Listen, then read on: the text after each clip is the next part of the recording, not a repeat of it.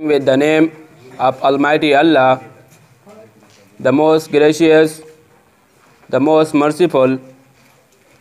Excellencies, honorable judges, respected teachers, my dear fellows and audience, Assalamu alaikum wa rahmatullahi wa barakatuhu.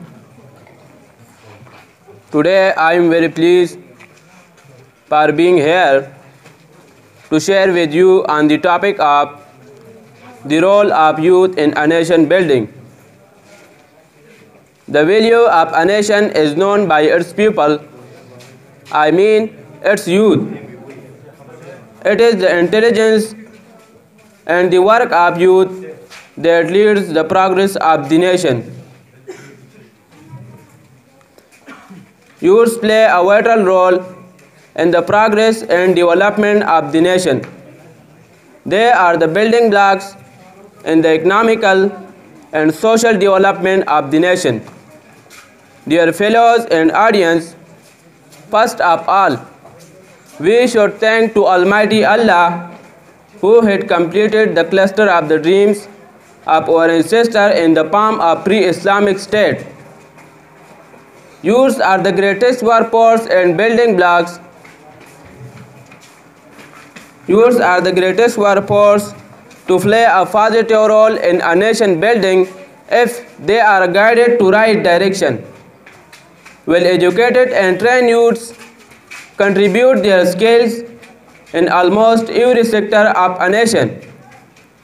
They give their services as engineers, doctors, administrators, teachers, lecturers, and in several other capacities. As well as being a Muslim, it is our duty to practically follow the teaching of Quran and Sunnah itself to enhance this spirit among others. Dear audience, it will be the priority of youth to maintain law and order situation in our country. As being a student, we should get quality education with true spirit and zeal to serve our country, because the foundation of state is the education of youth.